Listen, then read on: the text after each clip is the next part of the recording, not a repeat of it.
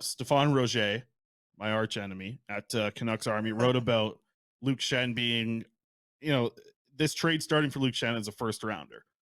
And yeah, I mean, like, listen, if a team is super desperate, maybe this is the type of, depending on how the market goes, it could be possible. I don't think so. I think that a second round pick for Luke Schenn would be like, wow, you cannot say no to that. If I'm the Canucks and anybody comes at you with a second round pick, you do not say no to that. I'd still be fine with a third. If you walk out of here trading Luke Schenn for a third round pick, awesome. If the market goes the way that it went for Tyler Mott and you end up getting a fourth, fine, right? That's fine. That's the way I look at it. Like, it'd be incredible if you got a first. It'd be great if you got a second. It'd be good if you got a third.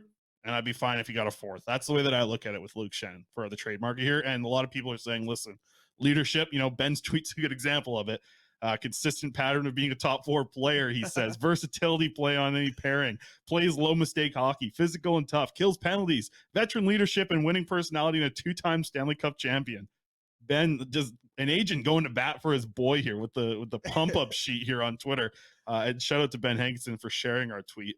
But what do you think about the return for Luke Schenn?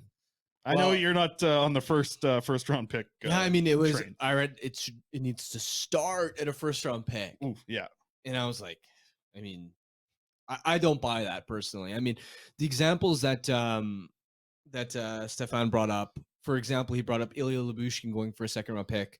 I don't think he. Stefan does great work, by the way. This is not me. Yeah, that's up for debate. Don't let your personal grudges get into this Faber. But no, he does great work. I don't mean to sort of disparage him. Well, go get him, Harm. Get his ass.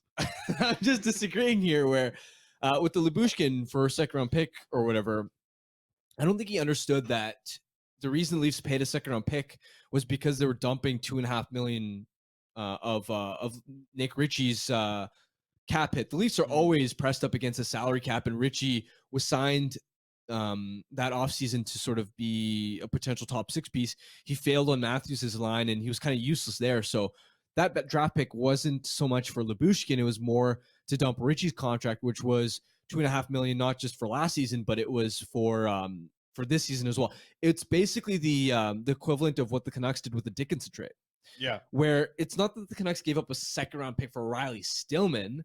It's like, okay, we wanted to dump Dickinson's salary, and then we also get a defender back. That trade's almost in a way that I see the Brock Besser deal going down, where you take some money back from somebody else, then you see a second round pick. It's almost the opposite, right? If the Canucks were to do it with Besser, it's a different look, obviously, because Besser's a valuable player for you, a little bit more valuable, quite a bit more valuable than Dickinson. But to a degree, I understand what you're saying. Like the value, and we talked about this, I think, last week, but the value that changes so much when the cap space is being returned as you're making an upgrade for a player has to come and be balanced by draft picks.